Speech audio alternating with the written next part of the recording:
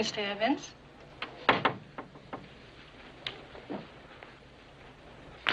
Monday morning is never good. Anything important? David Norliss on 3. Ah. Hello, David. Been a while. How's the book coming? Sanford, I've got to talk to you. Yeah, I know. You want to tell me that it's only half written and we're going to have to delay our... Half written, hell, I don't have a word on paper. It's been almost a year. I know how long it's been, Sanford. But I can't write it. I'm afraid to write it. You're not making sense. We gave you a sizable advance to write a book debunking the supernatural, which was your idea, not ours. And now you tell me, a year later, you haven't even started it. I'm into the book. Deep into it. But, it's on tapes. A series of tapes. When you hear them, you'll understand. What will I understand? How far I've gone. How dangerous this whole thing is. Sanford, I have to talk to you. David, you sound very strange. You all right? David, are you all right? Yeah. Okay. Okay, well, what about the carnelian room for lunch tomorrow? It's no good. I have to see you now. Monday, Dave. You know what Monday's, all right? Why not tomorrow? Tomorrow might be too late.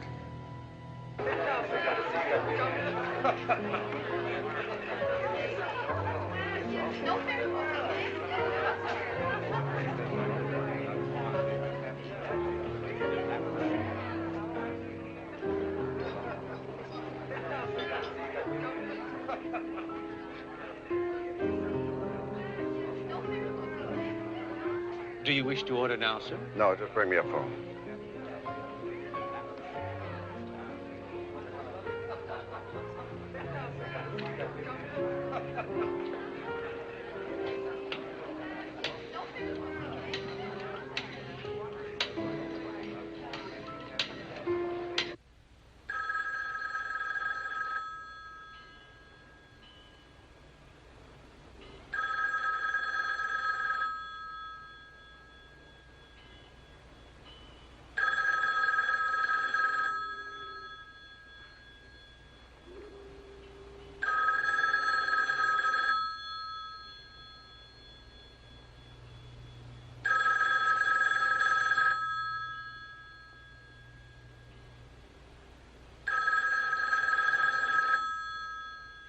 That was a week ago.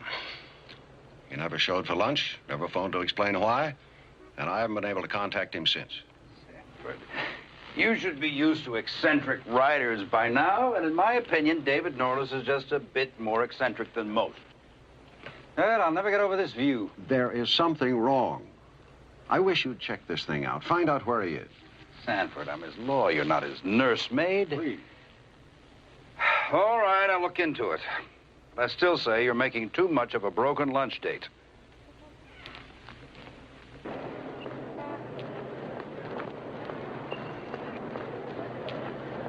Sanford. Oh, good. I was hoping I'd see you. Yeah, glad I ran into you. Have you got time to catch the cable with me? Where are you going? I'm going up to the club. All right, fine. We'll have a drink. Good, yeah. I'm terribly worried. I tried to phone you earlier. Well, I was in a publisher's meeting. Tied up the whole bloody afternoon. Sanford, I'm sorry. I didn't take you very seriously in the meeting the other day. Well, I just thought you were making much too much of it. I hope you have something. What'd you find out? Nobody knows where David is. Nobody's seen him. He's just gone. Are you sure? We've checked every possible source. Everything conceivable. It seems incredible.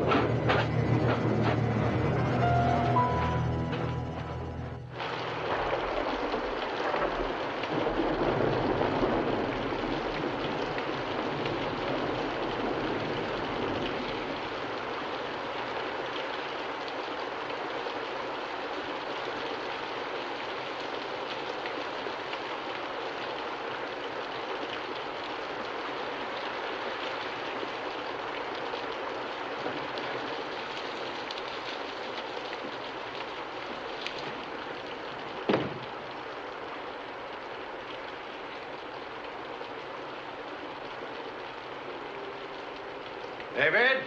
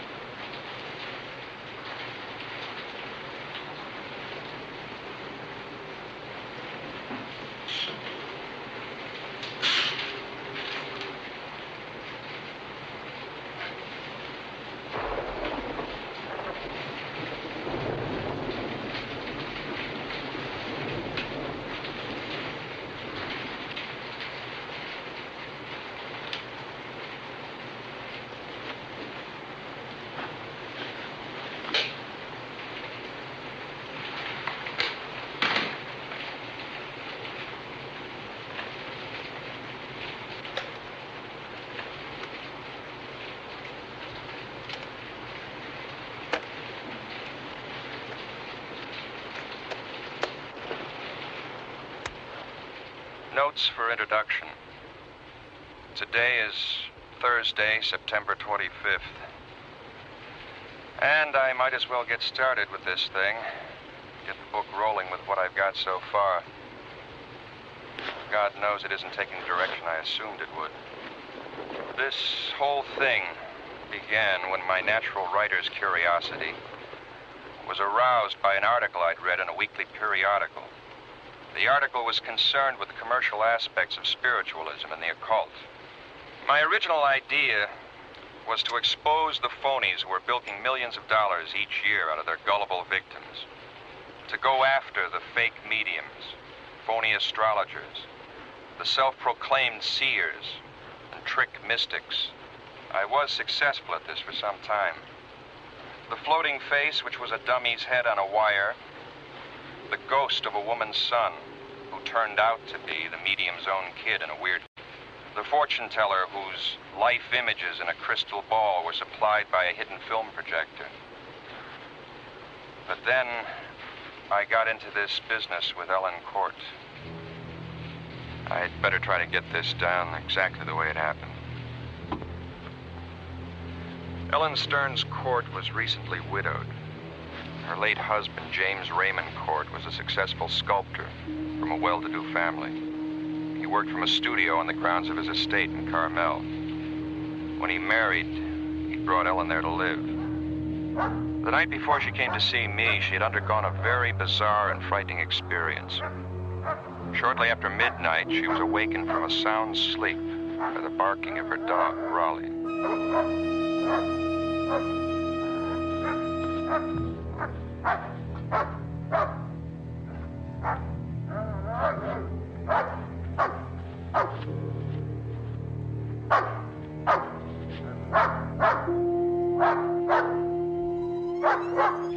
What is it, Raleigh? What's the matter, boy? Somebody out there?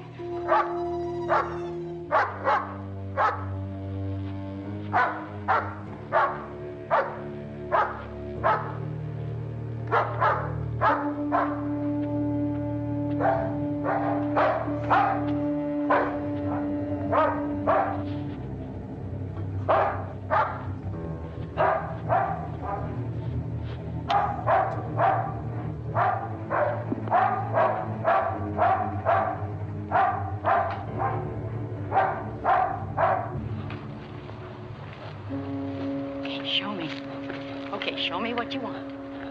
Okay. Easy, easy, boy, easy.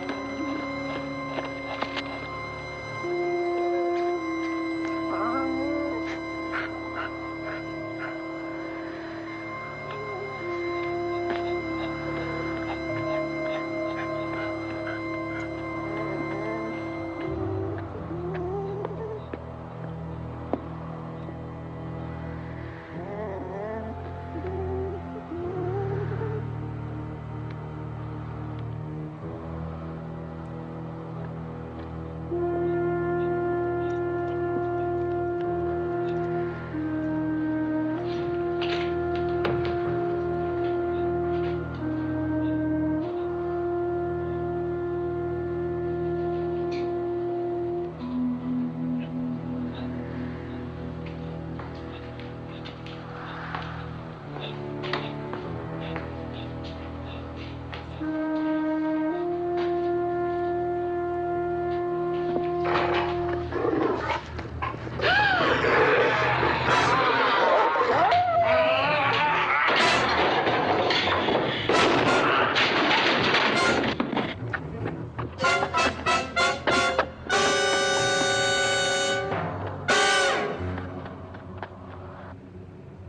following night, Mrs. Cort came to see me.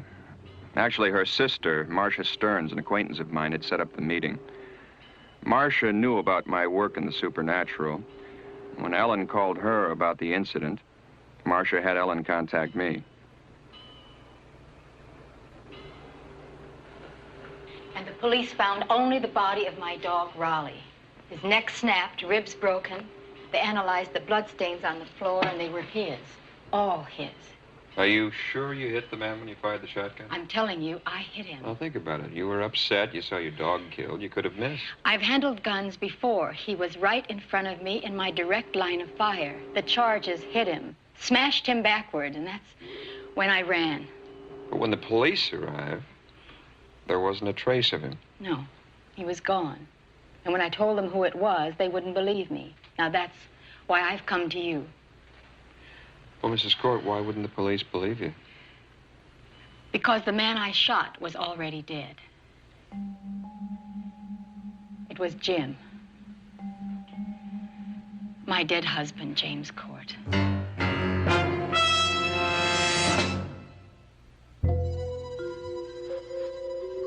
Ellen Cort seemed convinced that she had encountered the risen form of her recently entombed husband. I asked her to describe the circumstances surrounding Cort's death. Jim had been feeling very bad. We didn't know why, and our family doctor suggested that he undergo a series of tests at the Fraser Clinic. That's when we discovered he was suffering from a terminal disease of the brain called Pick's disease. I've heard of it. There's no cure, there was no treatment, and I don't know, Jim just seemed to change almost overnight. He was confined to a wheelchair, it would no longer work. He even had me board up his studio. He wouldn't even talk about his work. Was he at all involved with the supernatural? Yes, he was. And it started just before his death. Well, tell me about that. I'd arranged an exhibit of Jim's sculptures at the Langdon Gallery. And he met a woman there named Madame Jekyll. She owns an antique shop here in San Francisco, and part of her business involves the occult. In what way? She deals with objects that are supposed to have occult powers. She even claims to cure the sick, and Jim believed her. No doubt asked him for a lot of money, too. No, she didn't. As far as I know, Jim never gave her a penny, not even for that ring. What ring? An Egyptian scarab. Something to do with the god Osiris. Osiris is an Egyptian god involved with the doctrine of immortality. Yes.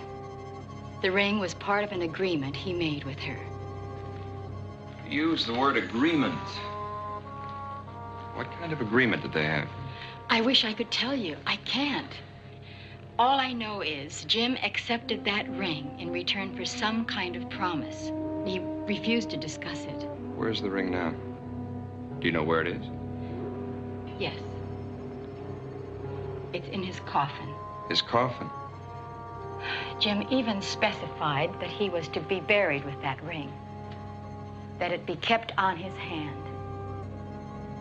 And his body is in the crypt on the grounds of the estate. That's where his body should be. But after what I saw last night, I don't know anymore. The next afternoon, I had lunch with Marcia, who was taking a flight to New York. She was quite worried about her sister. But you know I'm not easy to panic. And when Ellen phoned me, I knew she was desperate. I suggested she talk to you. Actually, we haven't been close for over 3 years since she married that James Cort. Why, did you get along with Cort? No, I didn't. And when Ellen married him, it affected our relationship. We just haven't seen very much of each other. And now when she really needs me, I can't be here. How long do you have to be in New York? Well, only a few days. But I felt that we should talk before I left. It's important. If she says that she saw James alive, well, then somehow Sure. If I didn't believe she was telling me the truth, as she knows it, I wouldn't be here. I know, but it's just all so fantastic. I mean, how could such a thing be possible? I don't know. But we're certainly going to try to find out. However, before I was able to contact Ellen again, another bizarre incident occurred. That night in Carmel, a salesgirl was closing her shop for the day. Millie Parks, pretty, blonde, in her early 20s, was tired after a full day's work. She was anxious to close up, get into her car, and drive the 6 miles to her home, a small one-story beach house on the ocean near Big Sur.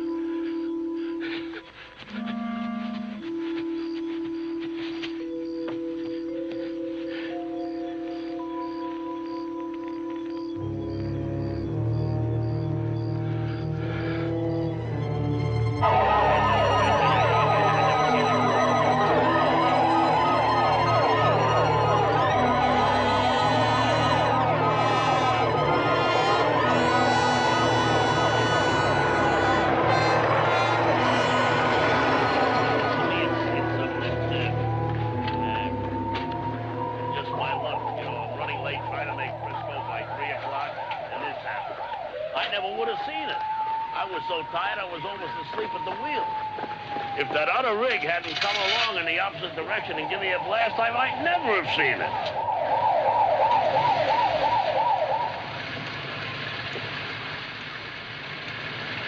It's unbelievable. Sheriff, huh? I suppose you'll want to talk to me about it. No? All right.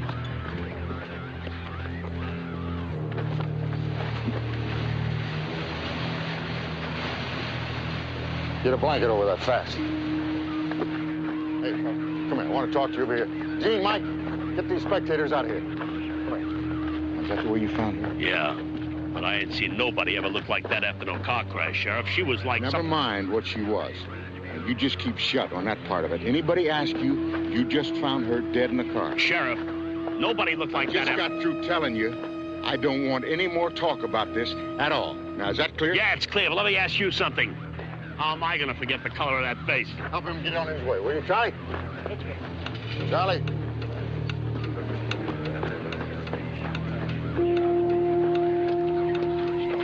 I'm putting a lid on this one. Nobody talks to anybody about the condition of the deceased. Give me the mic. Sheriff Hartley, we have a 946. Let me talk to the coroner.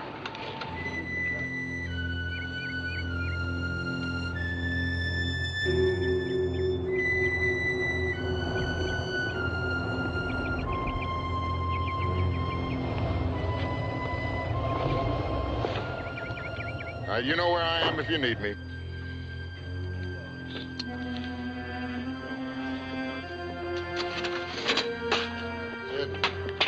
Oh, can't you ever be on time? What are you looking so sour about? Well, what do you think? You know, every time I manage to steal an afternoon, up come the rain clouds.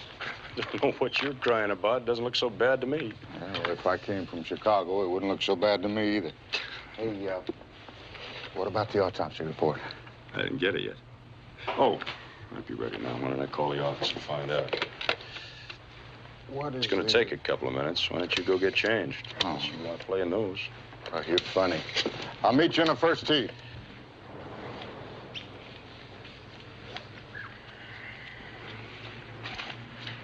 What'd you get, Sid? Extraordinary case. I've never heard of anything like this in my life. Even when I was a lab assistant in Chicago, we never had a case Chicago. like this. What about this girl? The cause of death was strangulation. But from the depth of the indentation marks in her neck, it seems that the murderer must have possessed exceptional strength. Okay, now, I know she was strangled. What I want to find out is what else was done to her. All right, that's the extraordinary part. The sallow skin cast and the collapsed sac-like appearance of the body was a direct result of a total evacuation of all the main arteries. Oh, Sid, No, all right, I'll make it simple for you. The girl's body was totally drained of blood. Look, I don't want the media to get a hold of this. That's all I need, a bunch of newspaper men crawling up my back. Now, I can see the headlines now. Vampire killer loose in Monterey. Tom. What can you do for me? I'll do the best I can, but I can't guarantee anything. You know that I have to file a report. I cannot falsify the report. Now, you know damn well I don't want you to do anything like that. All I want kept under wraps is the condition of the corpse, not the fact that she was murdered. Look, I gotta have time to work this thing out. Okay, I understand. I'll try and keep it under wraps for you. Okay. That's one favor I owe you.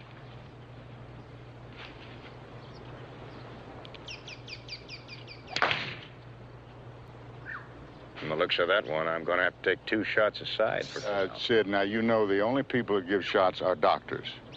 Tee it up.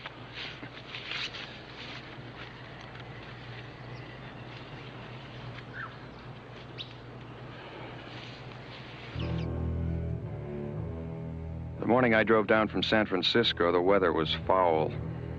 A curtain of cold rain fell from a gunmetal gray sky.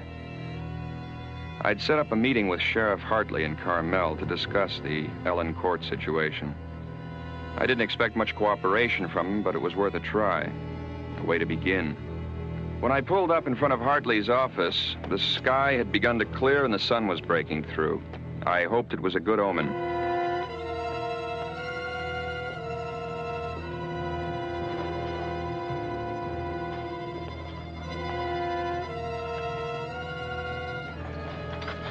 Mr. Norliss, at the risk of seeming inhospitable, I just don't understand why any of this would interest a man who spends his time, well,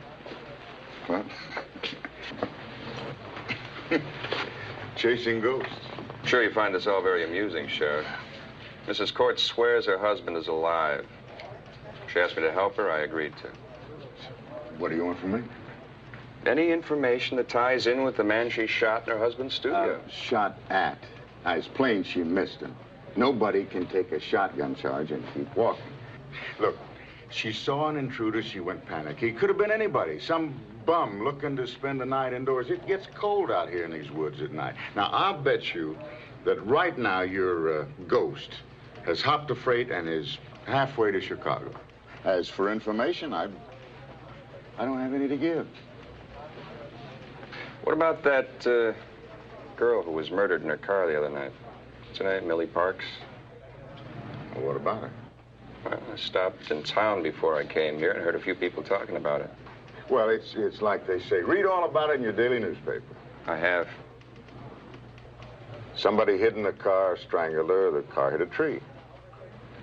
Now, that's all there is to it. Mm-hmm. Are you sure that's all there is to it?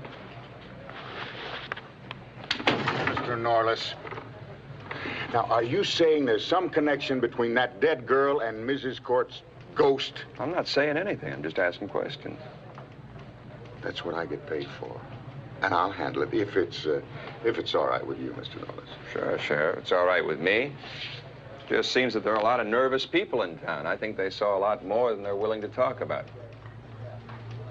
Like I said, that's police business. Okay. Thanks for the information.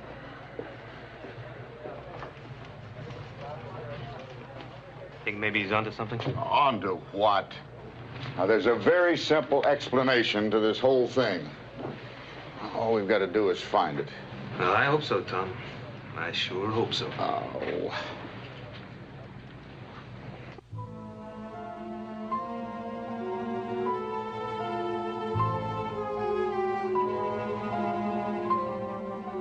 As I headed for the Cort estate along the 17-mile drive, acres of lush cypress and tall pine loomed over me.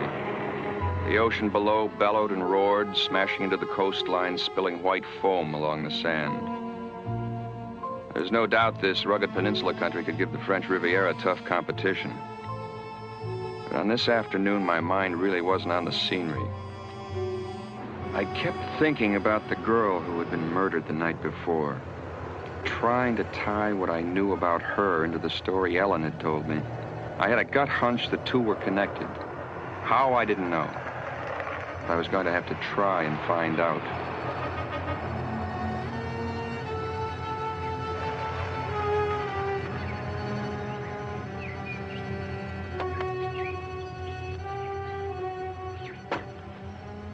Hello, Mrs. Cort.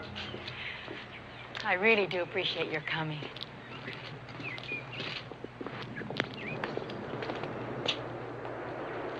It's really a beautiful place. Was, but it isn't anymore. Not for me. I let the servants go after Jim's death, and now I'm trying to sell the estate. Would you like some coffee? Sure. So you mean to tell me you're out here all alone? I had Mrs. Harrison with me until today. She'd been with the family for years, so I kept her on to look after the place, but that girl's murder frightened her. She turned in her notice this morning. Said she wouldn't stay this far out of town after dark. Well, she makes sense. I think it'd be a good idea if you went back into town with me tonight and stayed at the inn. Yeah, I guess maybe you're right. I didn't sleep a wink last night. Every time the house creaked, my skin crawled. Kept imagining I heard noises from the woods. Think we could take a look at your husband's studio? Sure, I'll get the keys.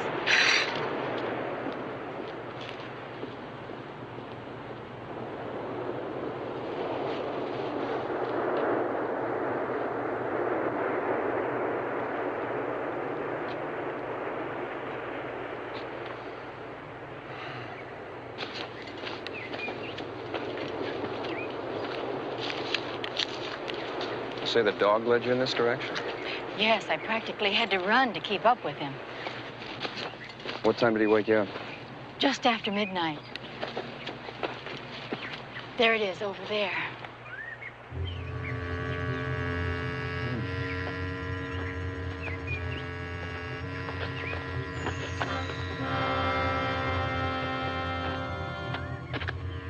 Jim loved this place. Used to be a barn before he converted it into a studio. What the people in town tell me, your husband was something of a recluse. Oh, I suppose that's true, but he liked being alone. After we were married, I had a studio set up in the main house, but he never used it. He'd always come out here to work. Called it his personal hideaway.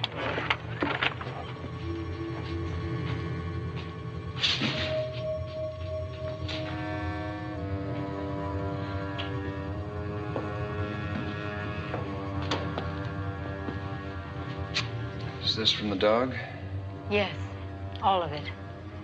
He killed Raleigh as easily as you'd smash a fly, and he was a German shepherd, a very powerful animal. Now, you say you had to unlock the door to get in. That's right. The question is, how did he get inside? Is this the corner he came from? Yes. He was standing right here. I'll never forget his eyes. They were horrible, wild, staring at me. How long has it been since you've been out here? I haven't been here since Jim died.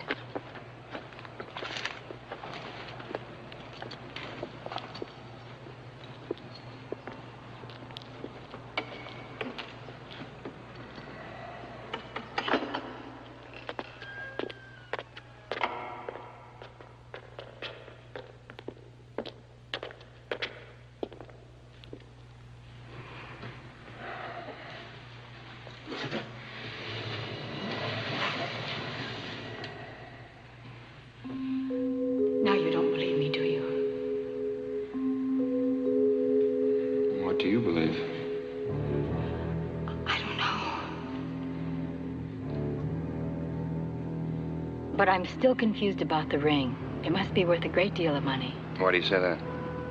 Because Charles Langdon phoned me yesterday regarding the purchase of all the studio sculptures. When he mentioned the ring, I told him it wasn't for sale. Well, what did he say? He became quite upset. And that's when I hung up. Maybe I should have a talk with Langdon. Look, while I'm in San Francisco, do me a favor. Find out all you can about that murder the other night. There's something about that girl's death they're trying to hide. Well, then you think there's a connection between what happened to me and the Parks girl? I don't know. That's what I want to find out. I'll call you tonight.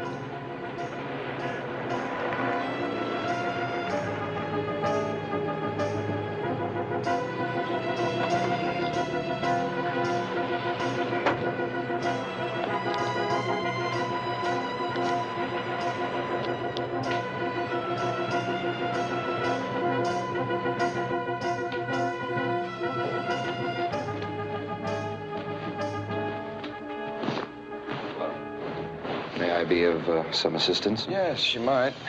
You tell Mr. Langdon that David Norliss is here to see him. If you'll be so kind as to follow me.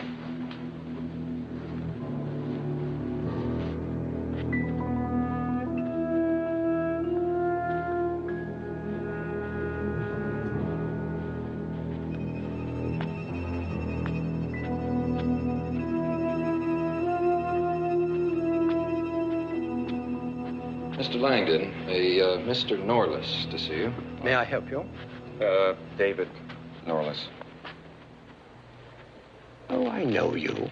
I enjoyed one of your books very much. Really? Which one? I have a terrible memory for titles. It dealt with undersea life, and I believe it was off the coast of Yugoslavia. The Man Below. Yes. I'm glad you liked it. I did. You're the only one who read it. Come. May I show you something here? No, thank you. I would like to ask you some questions. Regarding your association with James Raymond Cort. Oh? You see, I'm looking into his death. Looking into? In what capacity? There's a private investigator working for Mrs. Cort. Well, I'd be glad to help Ellen, but, it seems a little bit on the bizarre side. There was nothing of a mysterious nature about James' death. Well, then you won't mind answering a few questions, will you? Fire ahead. How well did you know him? Well, we were closely associated. You see, our gallery is the main outlet for James' work here in San Francisco for the past several years. I've placed a great number of his works with collectors, and I've arranged for a few special commissions, things of that sort. Mm-hmm. Well, how much do you know about the occult, Mr. Langdon? Very little, actually. Doesn't interest me at all. That's interesting, because Mrs. Cort was saying... Could we talk upstairs? Sure. Please.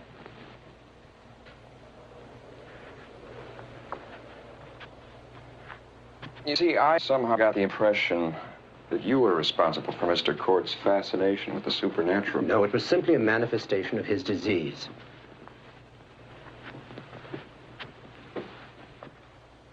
You do know Madame Jekyll, don't you? In a business sense. I frequently send people to her shop. She has excellent taste. Picks up some really splendid items from time to time. See, I was told that he met her here in your gallery. Yes. We had James' last exhibition. I introduced him, as a matter of fact, and frankly, I wish I hadn't. His obsession with the supernatural began with Madame Jekyll. What about that ring he got from her? You know anything about that? Apparently, it's from Egypt. It's very ancient. Known to collectors of antique jewelry as the Osiris scarab. Valuable. Well, its true value is difficult to determine. The beetle, as you know, is a symbol of immortality. And there are rumors that the Osiris scarab is a life ring, capable of granting restorative powers to its wearer. You believe that? Hardly. Myth and nonsense. Why do you want the ring so badly?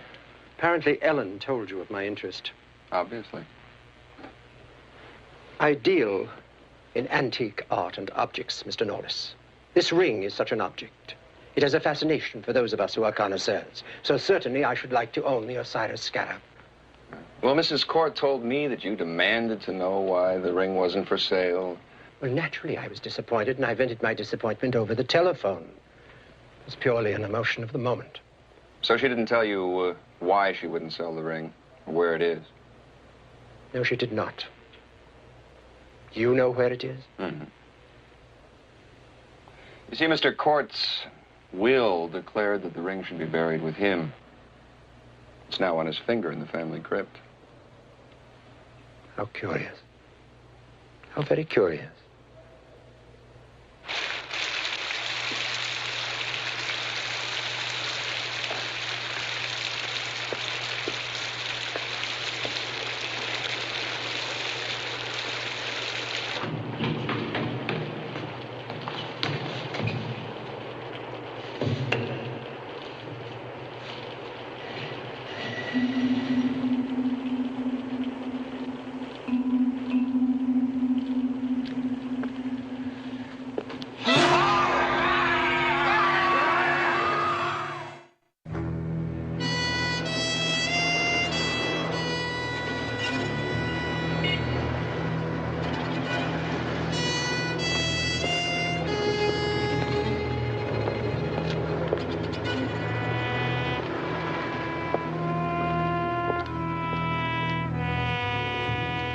Agreement with Mr. Cort. Now, it's no business of yours or anybody else's. I keep private business private. Madame Jekyll, Mrs. Cort thinks her husband is alive. As a matter of fact, she thinks she saw him. In the studio? Well, now, isn't that interesting? How did you know where she saw him? Jim always loved being in the studio. And his presence might linger there. Oh, come on. This was no presence. This was a real man. Real enough to kill a dog and take a double shotgun blast in the chest. Why are you telling me this? Look, this has nothing to do with me. Well, I think it has a lot to do with you. And the ring you gave to Cort. All part of a puzzle. And I thought you'd help me put the pieces together. There's nothing I can say. What about the studio? I think you know something about the studio, and it's linked with the ring. Look, I'm gonna tell you something. You stay away from that place. Stay away from the whole Cort estate. Why? It's the house of Sargoth.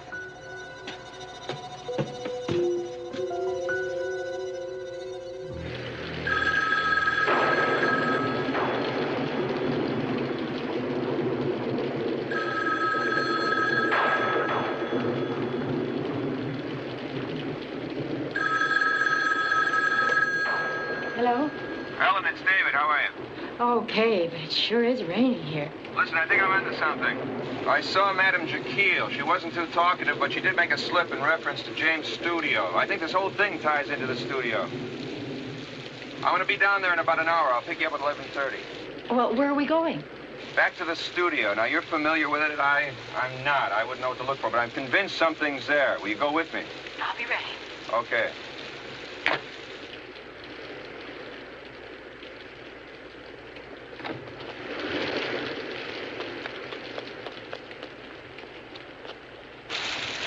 Midnight. I was worried. I thought something might have happened to you. Storm slowed me down. I ran into a lot of heavy traffic. What do you expect to find at the studio? I don't know. I'm not sure. Did you find anything out about the Parks girl? No, only that there seemed to be something strange about the body. Like what? Like she had no blood.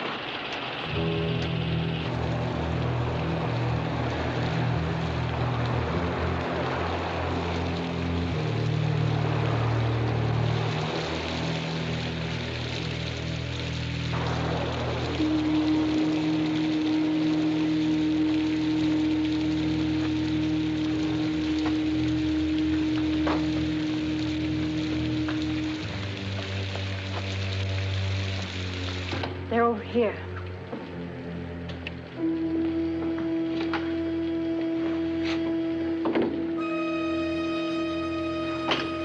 I hate to put you through this.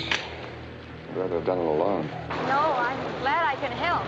Anyway, I was going stir-crazy waiting back at the inn.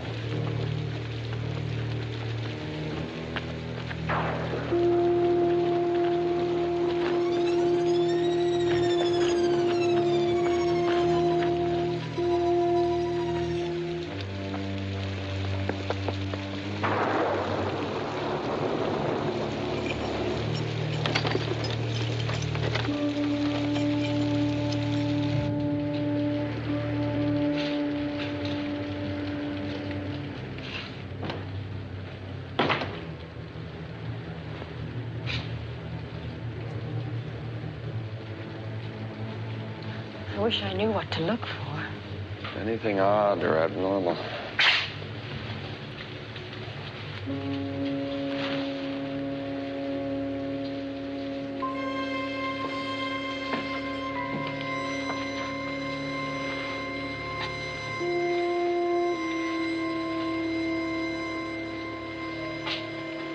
What's this? I don't know. I've never seen it before. I wasn't here the other day. I know. You sure he didn't start this just before he died? No. This isn't his. It's not like his work. Look at the face.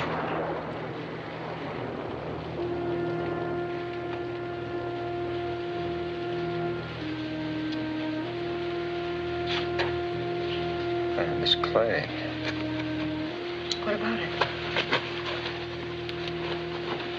It's still damp. Someone's still working on this thing. But that's impossible. How could that be?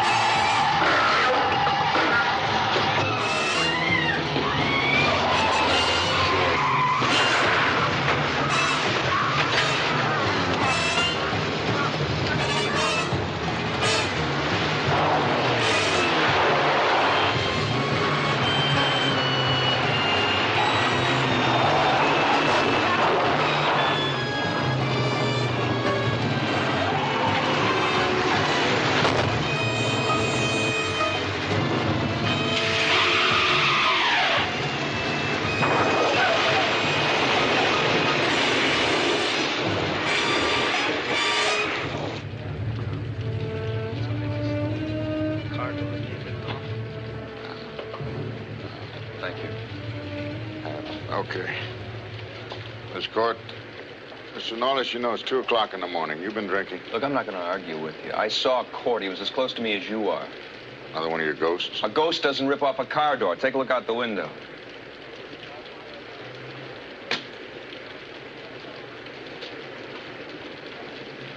He did that? He did that. Mrs. Cort, are you all right?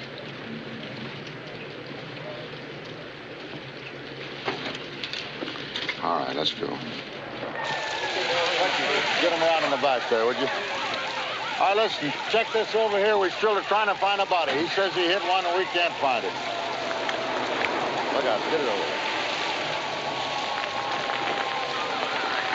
It seems to me that you must have just grazed him with a fence. I'm telling you, I hit him head on. Hey, Frank, Tim, search the main house. Rest of you, check the studio and all the grounds. You come with me. Where? I'm going to see if Mr. Cort is at home to friends. Come on with us. Let's go.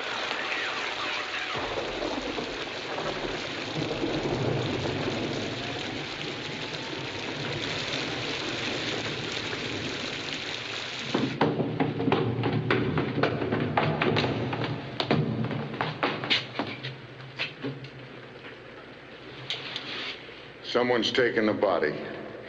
Did you hear what I said? That's all there is to it. Somebody's taken the body. Look, Hartley, what more do you need? Now you look, Mr. Norliss. I just don't buy your zombie story. As far as I'm concerned, we got a prowler that looks like Mr. Cort, who assaulted you people when you caught him doing his job. This is Cort's now, fault. for his own reasons, he removed Mr. Cort's body. Now, I'm still in the dark as to why. Maybe it's to follow up the disguise. How do you explain the abnormal strength? Do you think I pulled the door off the car? I don't try to explain anything. If I did, I would say that you snagged the open car door on the garage in your hurry to get out. Now, look, when people panic, they do funny things. Well, what are you going to do about all this? Assuming that we don't find the prowler on the grounds, and I agree that's very unlikely, then I'll have the woods searched. In the meantime, it's late, and I'm tired. I'm going to take Mrs. Cort back to town. You follow us. When you get there, you can sign a complaint. Let's give up on this wild goose chase.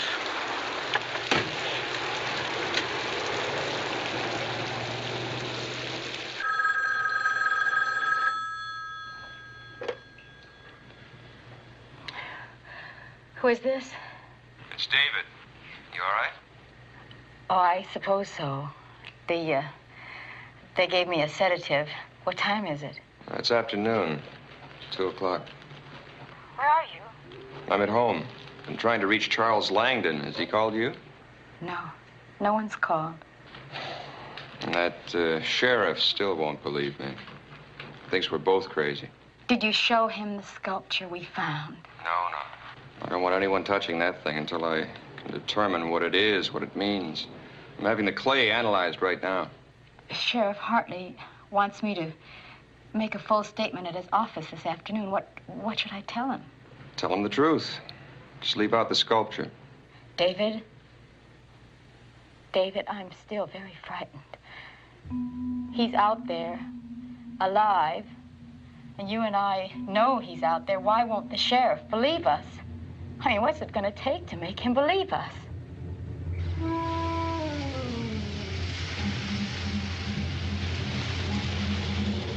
That night, Ellen's sister, Marcia, drove down from San Francisco. She had returned from her trip to New York earlier than expected. And unfortunately, when she tried to reach me, I was out. It was after midnight when she pulled into the deserted Cort estate. And when she found no one there, she was already too tired to make the half-hour drive to Carmel. And since another storm was building, Marcia decided to seek closer lodgings. By the time she had arrived at the Orange Grove Motel, a small off-the-road scattering of faded cabins, the storm had broken, and the rain had begun to fall.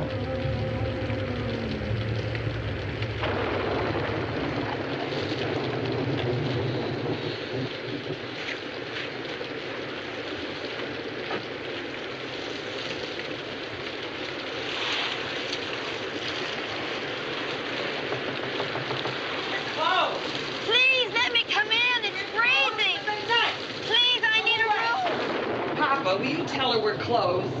Papa, tell her it's closed. Now look, lady, it's like I said. Oh, please, could I come in? It's so wet out here. I'm freezing to death. Oh, come on in. Thank you. Oh. It's awfully late, but I could give you cabin number 9. It's our best one. New springs and mattress in there. Just a shower, no tub bath. Is that all right? Yeah, that's fine, really. I said we're closed. Can't turn the girl away, Mama. No harm in giving her 9. Well, give her the key and hurry up about it and come to bed, Papa, now. Mama, she gets a little grouchy after midnight. I can handle her, though. Well, I hope so. I don't want to cause you any trouble. Oh, no trouble at all. Now, let's see. That will be $10. Thank you. Oh, thank you.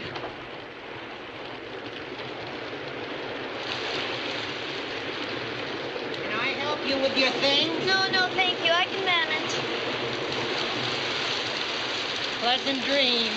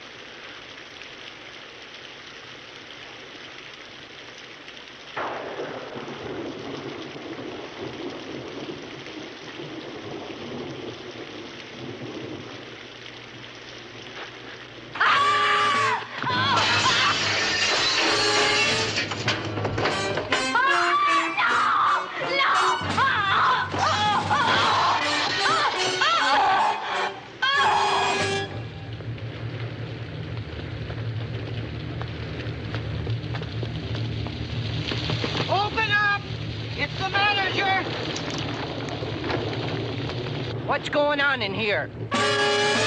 No, I didn't get a good look at him. He just came wailing out, and he knocked me sideways, and he carried her off into the woods. I knew when she slipped in that she was no good. All right, now tell me what you did see. Was he tall? Was he short? Was he thin? Was he fat? What do you remember? Tall and all wild in the eyes, and he wore dark clothes. All right, now listen to me, Mr. Dobkins, Mrs. Dobkins, and listen very good. I'm going to take you downtown so that you can see some mugshots. Now, in the meantime, if word of what happened here gets around, this whole town's going to go into a panic. I don't want the newspapers to find out about it until I have a chance to find the girl. That means that you don't see anybody, you don't talk to anybody about what happened here. Do you understand that? Oh, I won't say a word. You understand that? Oh, I do. I certainly do. Sheriff, there's just one thing I'd like to know. Yeah? What do I do if he comes back?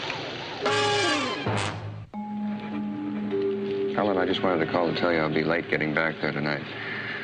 Is your sister there? Marcia? No, I thought she was still in New York. No, she tried to call me, got my service, and left a message. Said she was driving down late last night. I haven't seen her. Well, maybe she changed her mind. Thank you. If she calls again, I'll tell her where you are. Now, look, I'm at the architectural firm who originally designed your place. I found out how Cort got into the studio without unlocking the door. He came up from below. These blueprints I've been looking at show some very curious construction that went on back in the 20s. Seems the people who originally owned the place built a series of underground tunnels. Why would anybody want to build tunnels? Well, during Prohibition, they probably stored guns and liquor. The plans also show several entrances, one of which is in the crypt. Now, I found a connection between Cort and the bloodless condition of the Parks girl. I think the sculpture is being done by Cort. I think he needed the girl, needed to kill her. But why? For the clay in the sculpture. I just got the chemical analysis back. The clay is 40% human blood.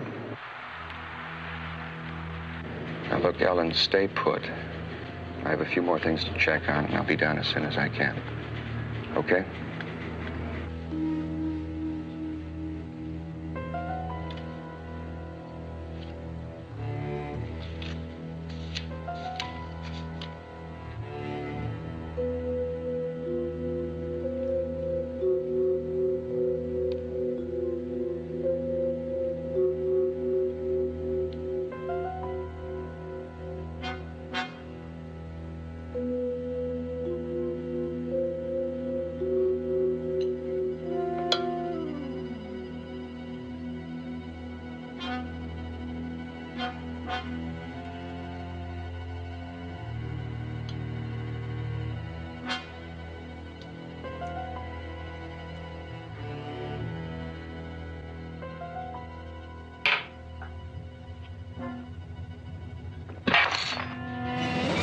I've got to talk to you.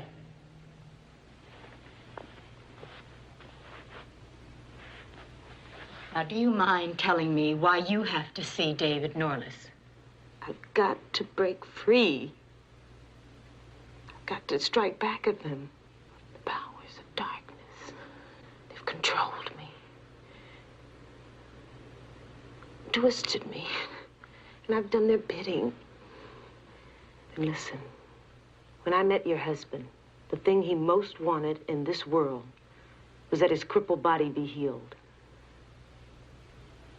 And so, I told him about the Osiris scarab.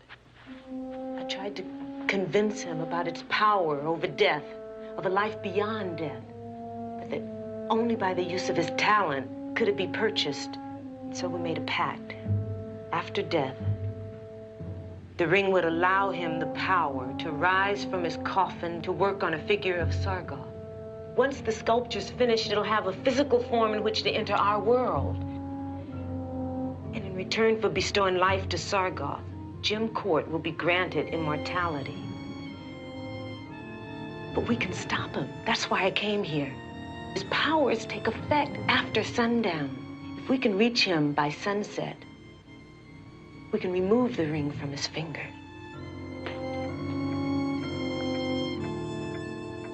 Mr. Norliss, I have a message for you, sir.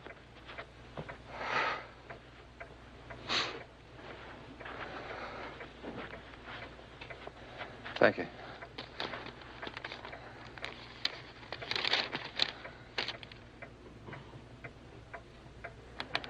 When did Mrs. Cort leave? 15 or 20 minutes ago, I guess. She and the other lady, they left in a big hurry. Yeah, how long before it gets dark here? About a half hour, I guess.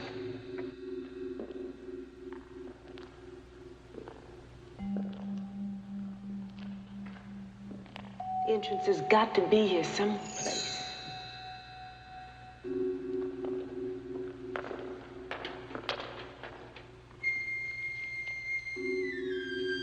Over here, I think I found it.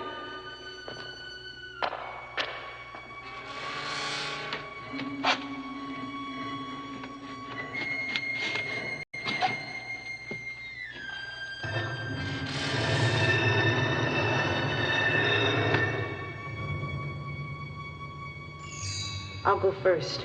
Maybe we should wait. We don't have time. We can't wait.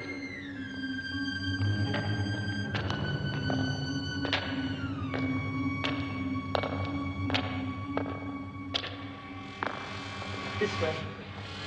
How do we know which one to take? We don't.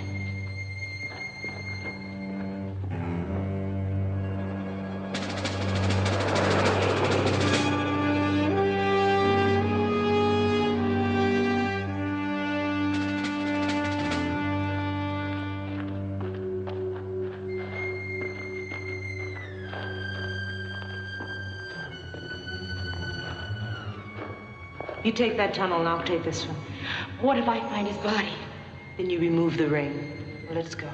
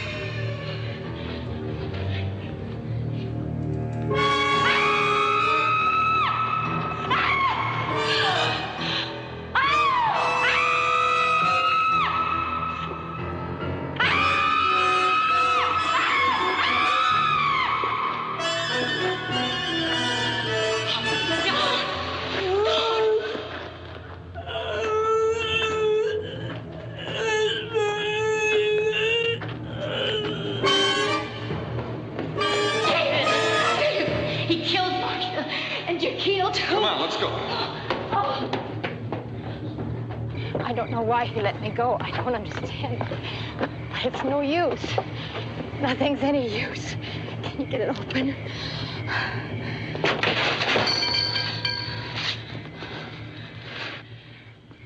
It's been moved.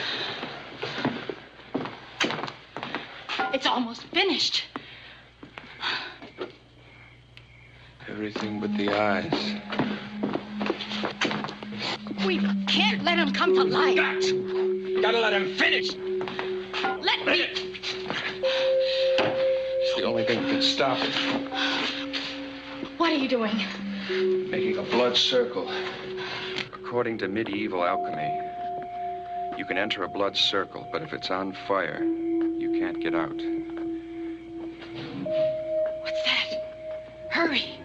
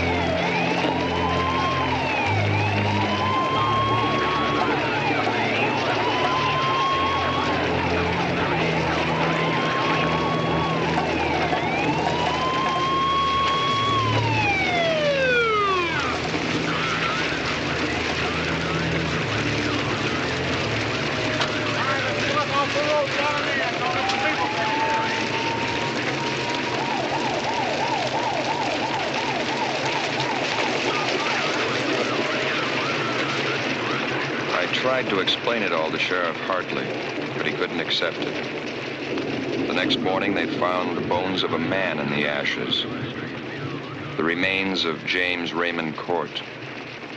And of the demon Sargoth, they found nothing, absolutely nothing.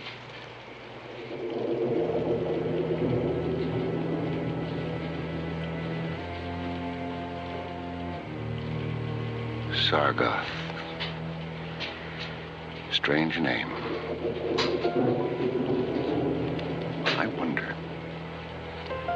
I wonder if he was truly destroyed.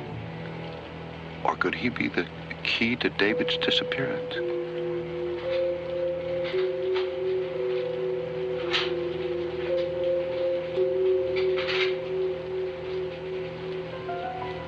Well, maybe this will tell me.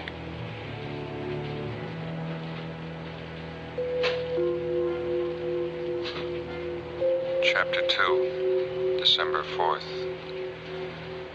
It was a rainy afternoon when I received the letter.